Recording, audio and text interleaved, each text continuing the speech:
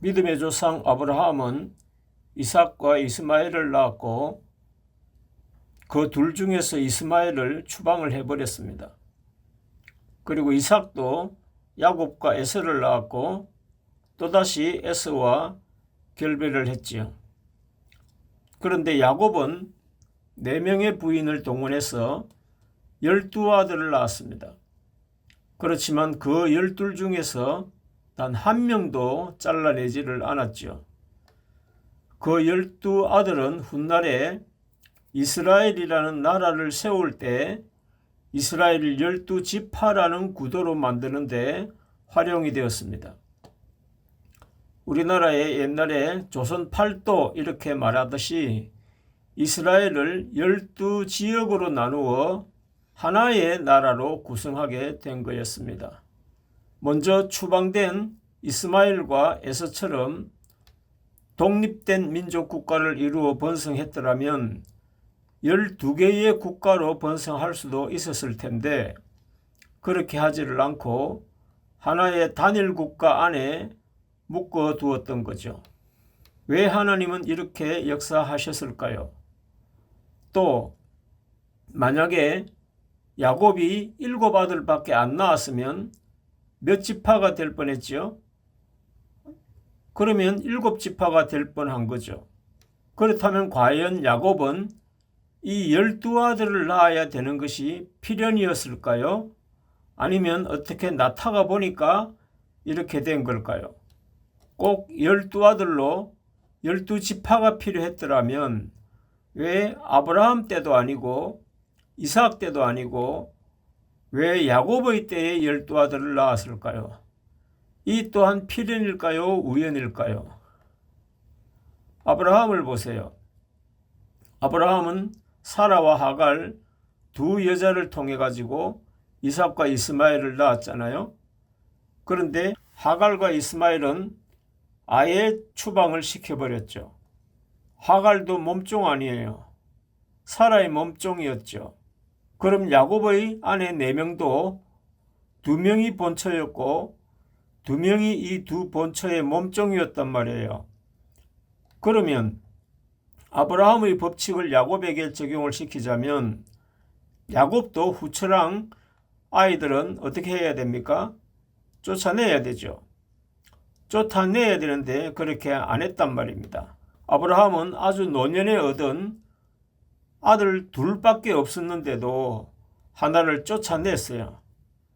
이스마엘도 90세 가까이 돼가지고 낳았으니까 얼마나 애지중지했겠습니까?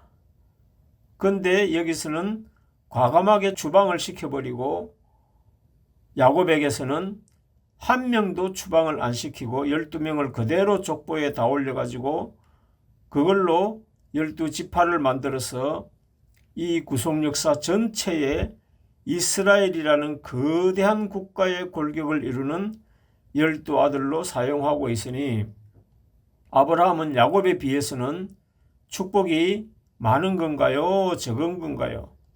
그래서 앞으로 여러분들 성경을 보시면 어떤 한 부분이 딱 관심의 대상이 떠올랐으면 그러면 이 한 부분만 보면은 답이 안 나와요.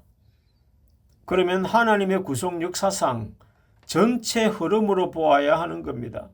야곱의 12아들 이야기도 마찬가지입니다.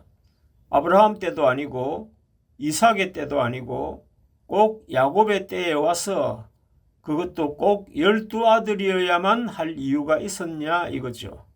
그러면 야곱 이전의 역사에서나 야곱 이후의 성경 역사에서 12로 구성되어진 뭔 일이 있었는지를 비슷한 걸 추적을 해 가보면 이 구속 역사의 흐름을 읽어갈 수 있다는 말입니다. 우선은 구약의 성막을 보시면 지성소가 있고 성소가 있는데 여기 성소에 7등대가 있고 그리고 그 등대 맞은편에 떡상이 있는데 이 떡상에 떡을 몇 개나 만드느냐? 네, 12개를 만든 거죠. 여기에도 12이 나오죠. 그 외에도 12와 관련된 성경 내용을 손쉽게 찾아보려면 여러분들 스마트폰에 성구 찾기 앱을 활용하시면 정말 좋습니다. 앱만 열어서 12라는 숫자를 쓰기만 하면 그걸로 검색을 해보면 그럼 성경 전체의 12와 관련된 기록들이 다 떠오를 겁니다.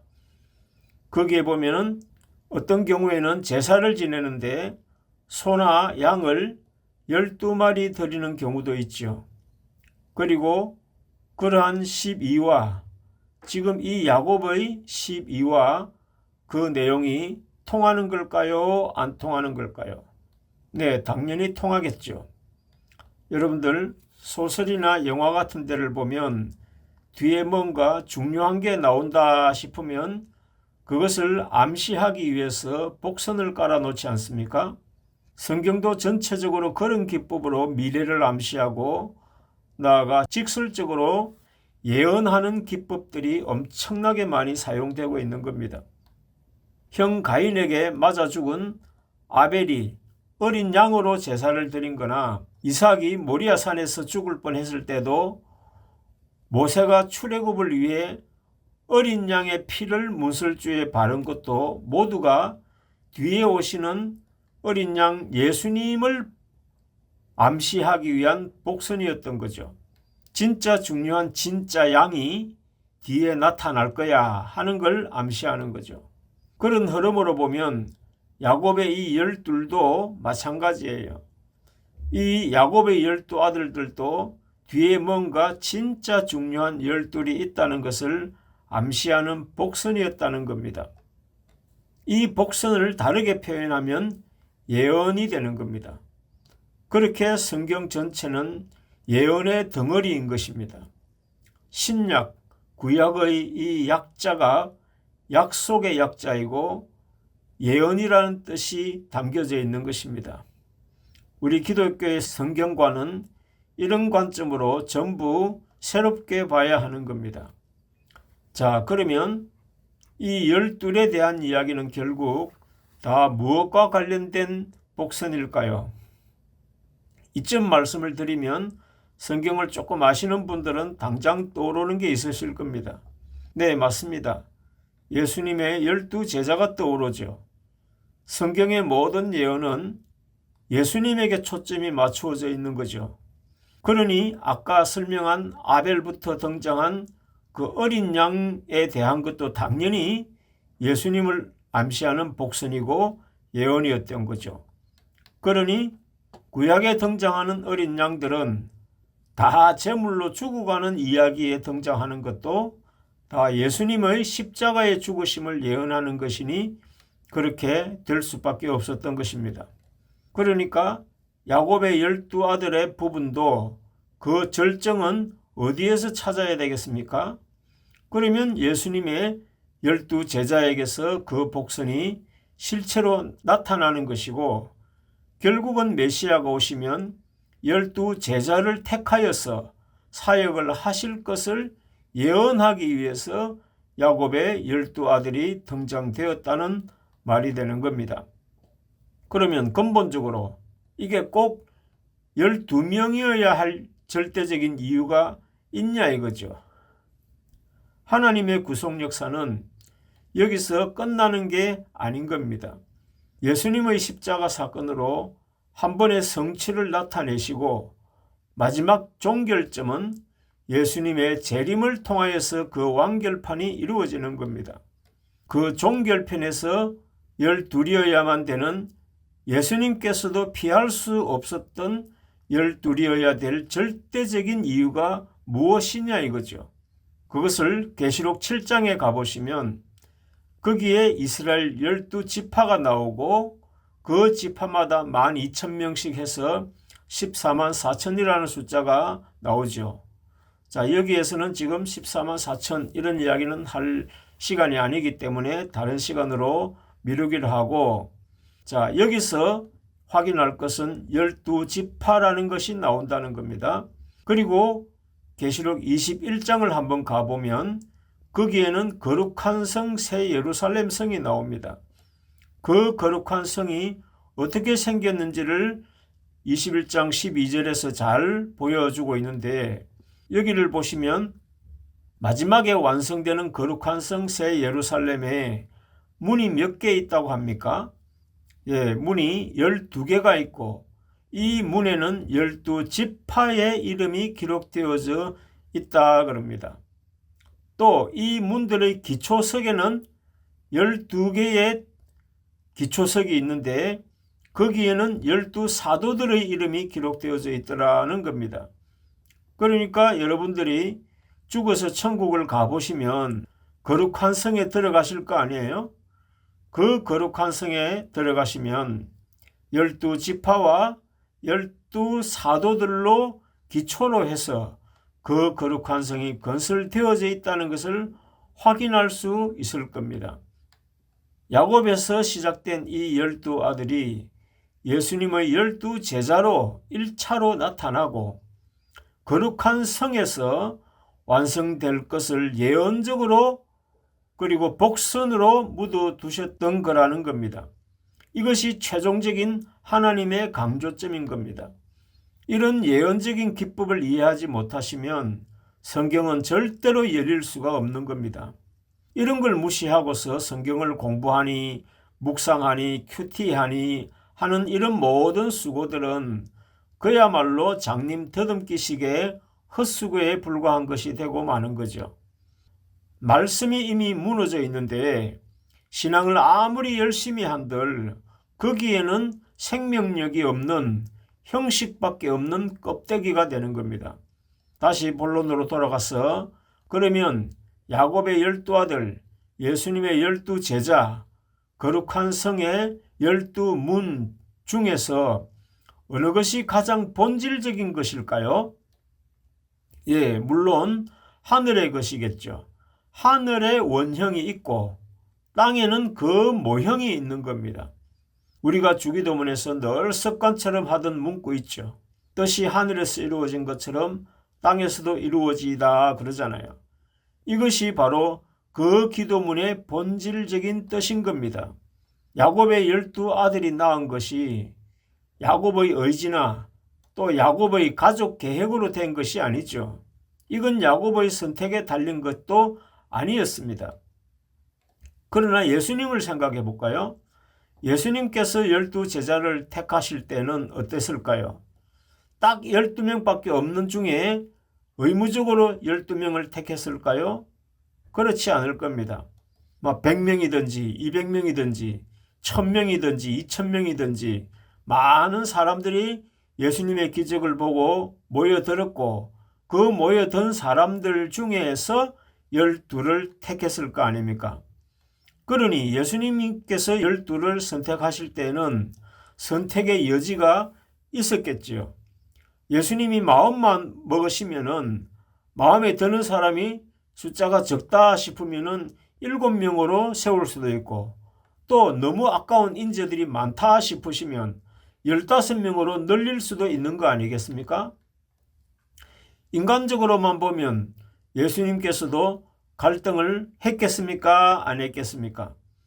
그러나 이런 것은 그렇게 선택할 문제가 아니기 때문에 무조건 예수님은 이 하늘의 뜻을 알고 계셨기 때문에 12명만 선택해야 되는 거였던 겁니다. 우리는 성경을 잘 모르다가 보니까 12제자들이 받는 축복이 얼마나 대단한 것인지에 대해서 별 인식이 없습니다. 똑같이 예수 믿고 천국 가는 거니 너나 나나 다 똑같은 거지 그런 식으로 생각합니다. 그런데 이건 그런 게 아닙니다. 자, 마태 19장 28절을 보시죠. 자, 거기에 보시면은 예수님께서 12제자에게 줄 축복을 아주 자세하게 설명을 하고 있습니다. 거기 보시면 하늘에 가면 12개의 보좌가 있다고 말합니다. 우리는 주로 보좌 그러면 누구의 보좌만 생각합니까? 하나님의 보좌만 생각하죠. 그런데 천국에 와보니까 12개의 보좌가 있다는 거예요. 그 12개의 보좌에 앉을 사람을 예수님은 선택하신 거고 그것이 거룩한 성의 12기초석이 되는 거니 얼마나 중요한 자리겠습니까? 거기에 한술 더 떠서는 천국에도 12지파로 구성되어져 있다는 겁니다. 그 12지파를 심판하는 권세를 이 12제자들에게 주신다는 겁니다.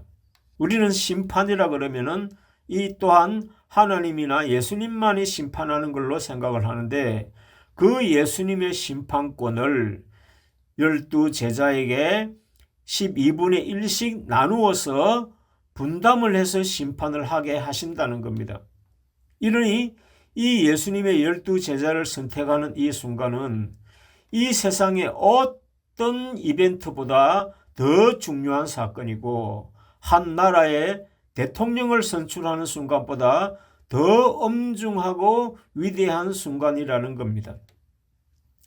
이 의미를 알고 있는 하늘의 천군 천사들은 아마도 하늘의 군악대를 동원하고 성가대를 동원하고 모든 천군 천사들을 다 동원해서 어마어마한 축하 잔치를 벌였을 겁니다.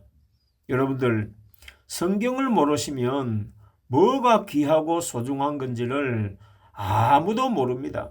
괜히 엉뚱한 것에 에너지를 다 방전시키고 마는 그런 엉터리 없는 신앙생활을 하게 될 수밖에 없는 겁니다. 이 이외에도 얼마나 많은 중요한 비밀들이 이 성경에는 가득하겠습니까? 부디 이제라도 말씀에 갈급한 심령들이 되셔서 하나님께서 준비해 두신 축복들을 놓치지 마시기를 바랍니다. 세상에 썩어질 의사나 판사, 검사 같은 이런 일들에 목을 걸면 그냥 추한 인간이 되고 마는 겁니다. 이때는 지금 마지막 때입니다. 모든 비밀도 다 드러내 주시고 모든 것을 또한 결산하는 수수 때입니다. 부디 알곡이 되시고 흰옷을 입고 성전의 기둥이 되는 축복의 주인공들이 되시기를 주님의 이름으로 축원을 드리겠습니다. 감사합니다.